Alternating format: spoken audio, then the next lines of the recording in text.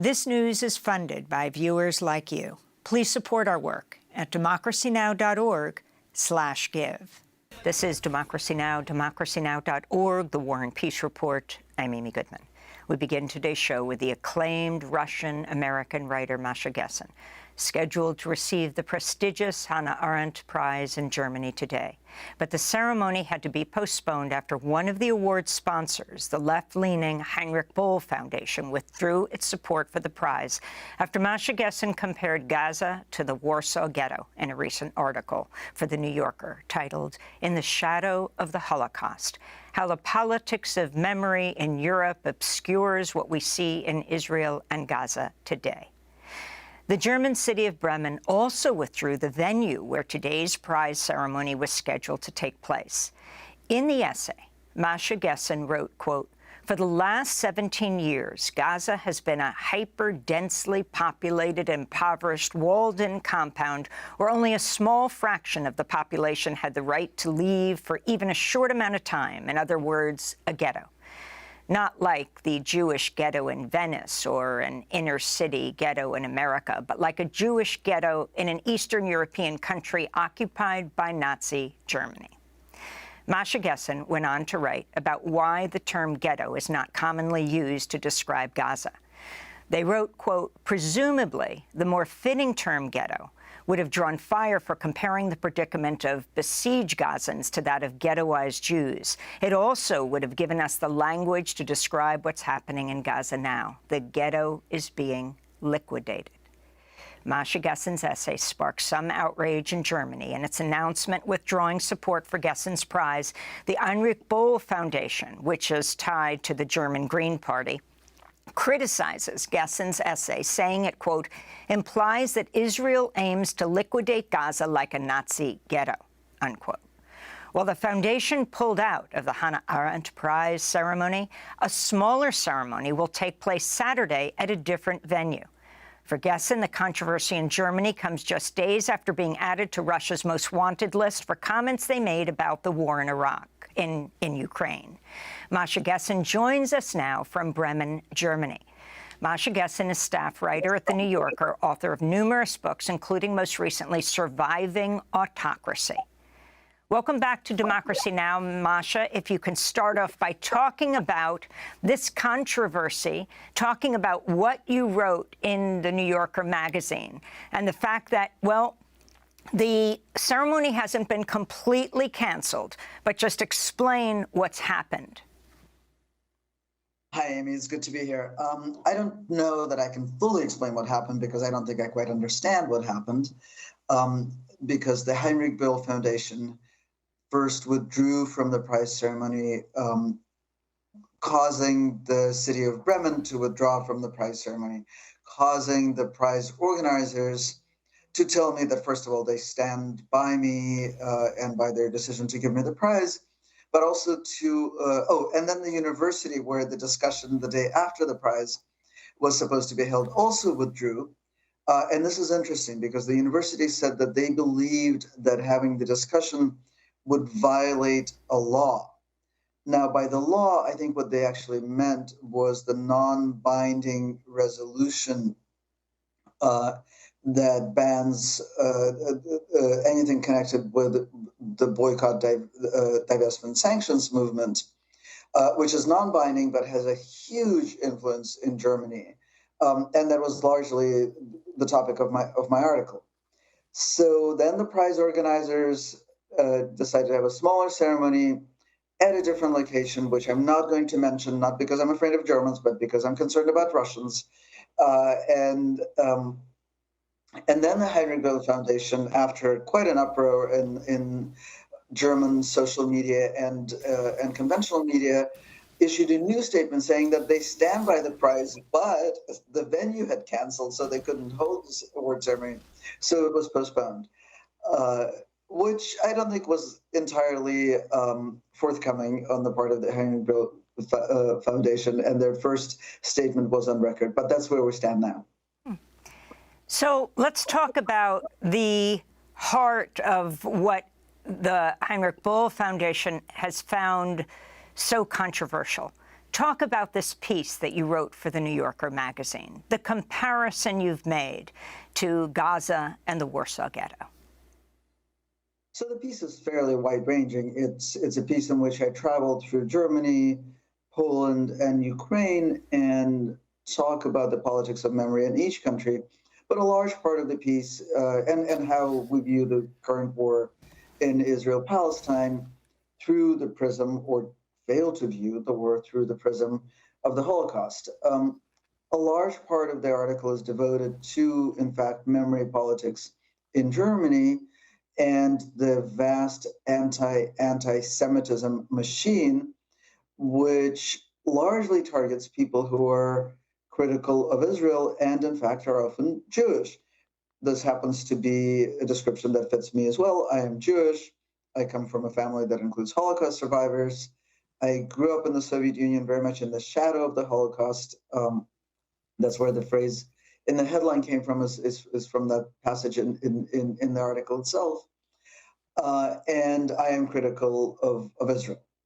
Now, the part that really offended the Heinrich Böll Foundation and the city of Bremen, and I would imagine some German public, is the part that you read out loud, which is where I make the comparison between the besieged Gaza, so Gaza before October 7th, and a Jewish ghetto in Nazi-occupied Europe.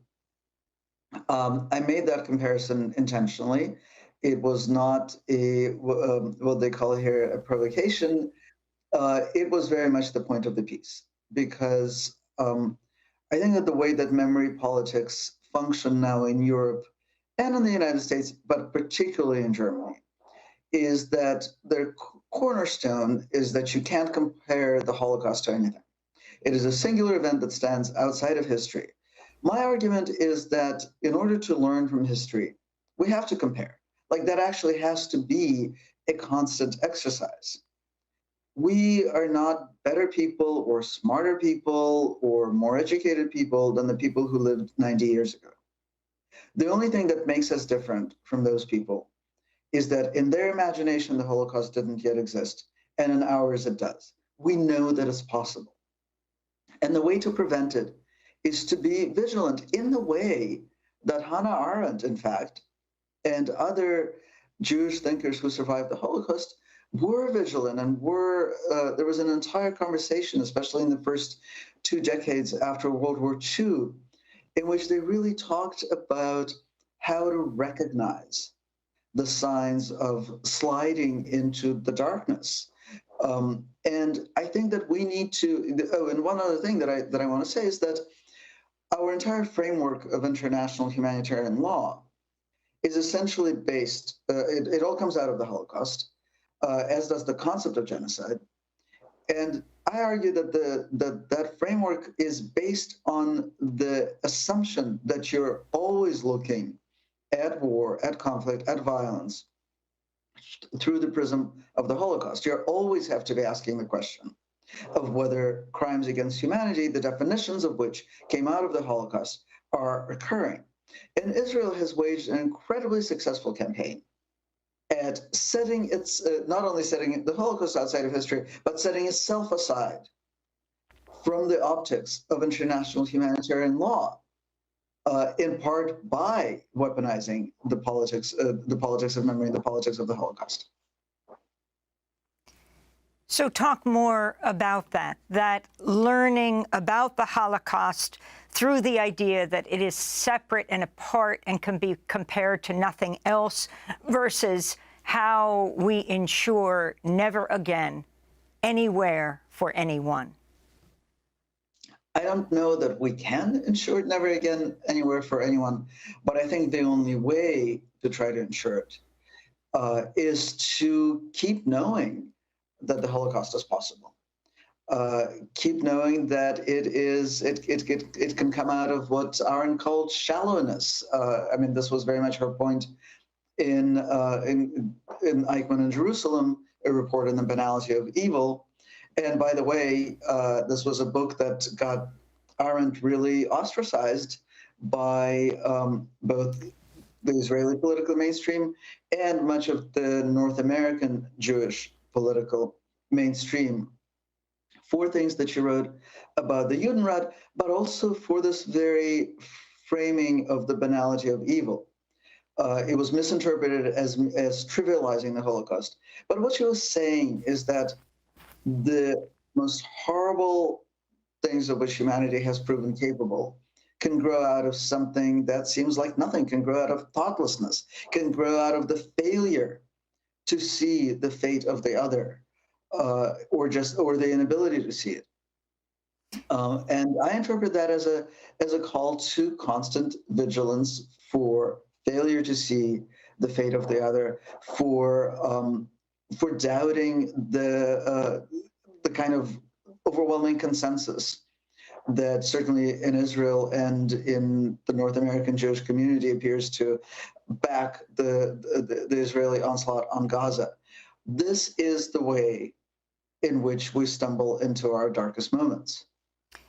For people who don't know who Hannah Arendt is, the Jewish philosopher, political theorist, the author of The Origins of Totalitarianism and the Human Condition, The Banality of Evil as well, covered the Eichmann trial for the New Yorker magazine, the magazine that Машей Gessен writes for. Masha, last week, an Israeli airstrike in Gaza City killed the acclaimed Palestinian academic, the activist, the poet, Rafat al-Yair, along with his brother, his sister, and his 4 nieces. For more than 16 years, al-Yair worked as a professor of English literature at the Islamic University of Gaza, where he taught Shakespeare and other subjects. The father of 6, a mentor to so many young Palestinian writers and journalists. He co-founded the organization We're Not Numbers. In October, Democracy Now! Spoke to Rafat al-Yair, who also compared Gaza to the Warsaw Ghetto. If you have seen the pictures from Gaza, we speak about complete devastation and destruction to universities, to schools, to mosques, to businesses, to clinics, to roads, infrastructure, to water lines. If I Googled this morning Warsaw Ghetto pictures, and I got pictures I couldn't differentiate. Somebody tweeted 4 pictures and asked to tell which one is from Gaza and which one is from the Warsaw Ghetto. They are remarkably the same, because the perpetrator is almost using the same strategies against a minority, against the oppressed the people, the battered people, the besieged people, whether it was in Warsaw Ghetto, the Jews in Warsaw Ghetto in the past, or Palestinian Muslims and Christians in the Gaza Strip. So the similarity is uncanny.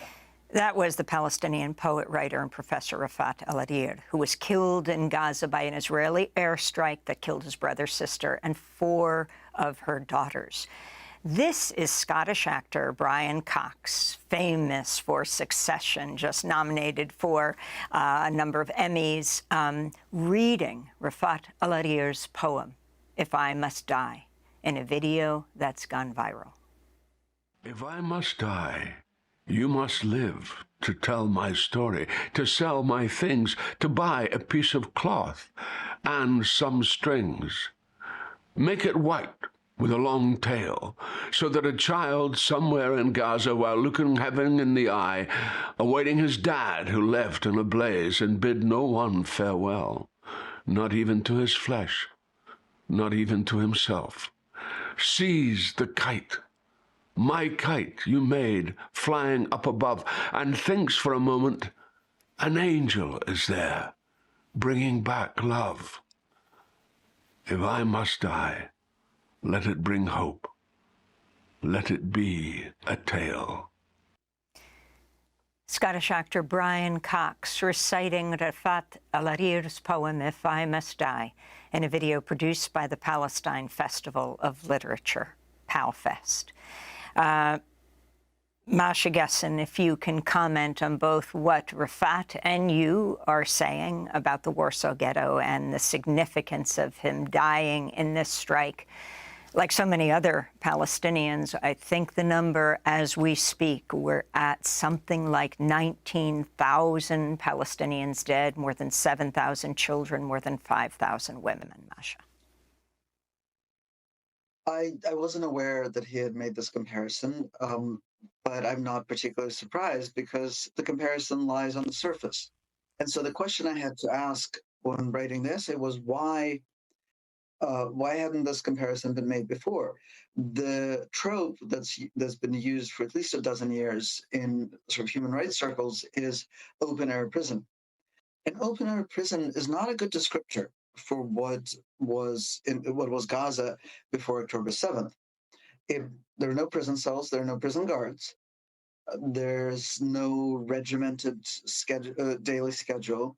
What there was isolation. What there was a wall. What there was the inability of people to leave, except with the exception of very, very few. What there was a local force enabled in part by the people who built the wall. And I'm talking about Hamas now as the local force that maintained order and in this way serviced in part the needs of the people who built the wall. Right? That was the bargain that Israel had struck by pulling out of Gaza, was that Hamas would maintain order there. And obviously there are huge differences.